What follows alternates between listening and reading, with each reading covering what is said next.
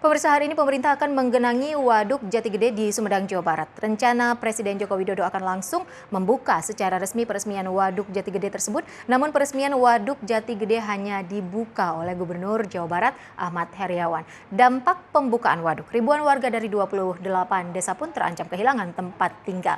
Untuk mengetahui informasi terkini seputar peresmian Waduk Jati Gede, sudah ada rekan kami, Seno Prasetyo di sana. Selamat siang, Seno. Silakan laporan Anda seperti apa peresmian Waduk Jati Gede hari ini? Meski Presiden Joko Widodo batal hadir, namun peresmian Waduk Jati Gede untuk penggerangan awal tetap dilakukan oleh Gubernur Jawa Barat dan juga Menteri Pekerjaan Umum. Hingga kini pembangunan waduk ini masih menuai kontroversi, khususnya dari 11.000 kartu keluarga baru 2.600 kartu keluarga yang hingga saat ini justru belum diganti rugi uang kerohiman atau uang ganti rugi lahan. Berikut informasi selengkapnya.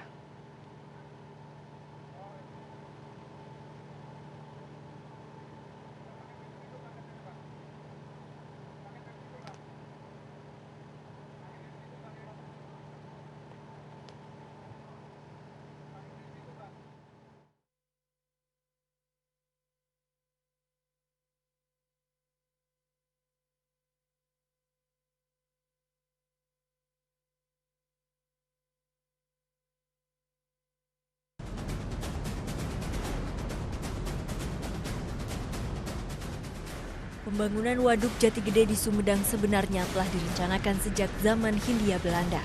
Waduk ini akan menjadi waduk terbesar di masa kolonial Belanda. Namun pembangunan waduk ini gagal karena mendapat perlawanan warga. Pada tahun 1990-an, rencana pembangunan Waduk Jati Gede kembali menghangat. Langkah pertama yang dilakukan oleh pemerintah adalah merelokasi masyarakat yang tinggal di wilayah calon genangan. Relokasi pertama dilakukan pada tahun 1982.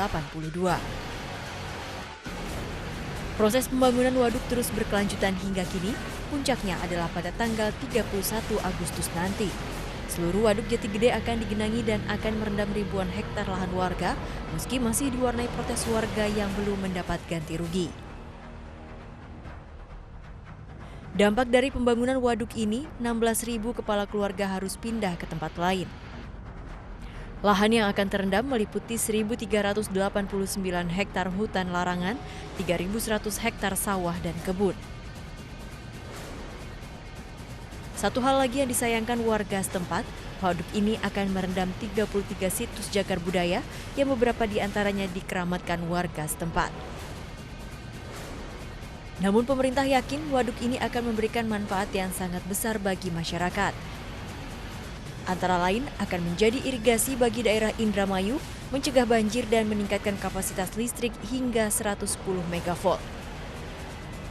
Tim Liputan MNC Media memberitakan.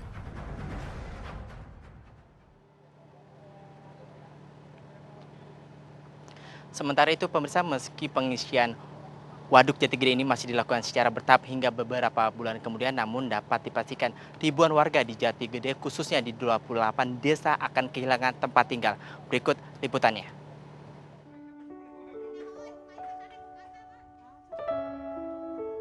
Siapa yang tak sedih tempat tinggalnya terancam ditelan air?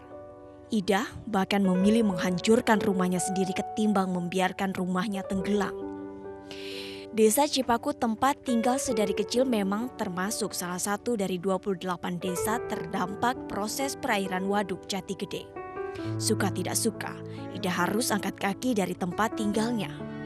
Namun yang membuatnya berat, hingga kini ia belum menerima ganti rugi dari pemerintah. Kalau sekarang katanya mau ada pembayaran lagi, tapi belum terima apa. Belum. Pemerintah memang sudah menyiapkan lahan relokasi. Ada 9 titik di luar daerah terdampak yang disiapkan untuk menjadi tempat tinggal bagi 11.000 kepala keluarga dari 28 desa. Kesalahan sosial yang pembayaran salah satunya itu masih menunggu penetapan pengadilan agama gitu kan. Itu juga bisa diselesaikan, terutama yang ada di dalam genangan. Kalau melihat jumlah memang masih ada besar gitu ya. Dari 9 titik, baru satu daerah, yakni Desa Sukamenak yang sudah mulai digarap. Rencananya lahan ini akan ditempati oleh 700 kepala keluarga. Semua menyadari bahwa pembangunan waduk memang harus dimaksimalkan. Namun tentu, hak warga juga tidak boleh diabaikan. Relokasi seharusnya sudah disiapkan secara matang agar nasib 11.000 warga yang kehilangan tempat tinggal tidak terlunta-lunta. Dari Jatigede, Jawa Barat, Tim Liputan MNC Media memberitakan.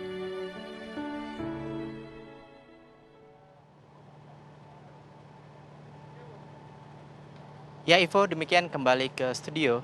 Terima kasih banyak Seno Prasetyo melaporkan langsung dari Sumedang, Jawa Barat terkait peresmian Waduk Jatigede yang berlangsung hari ini.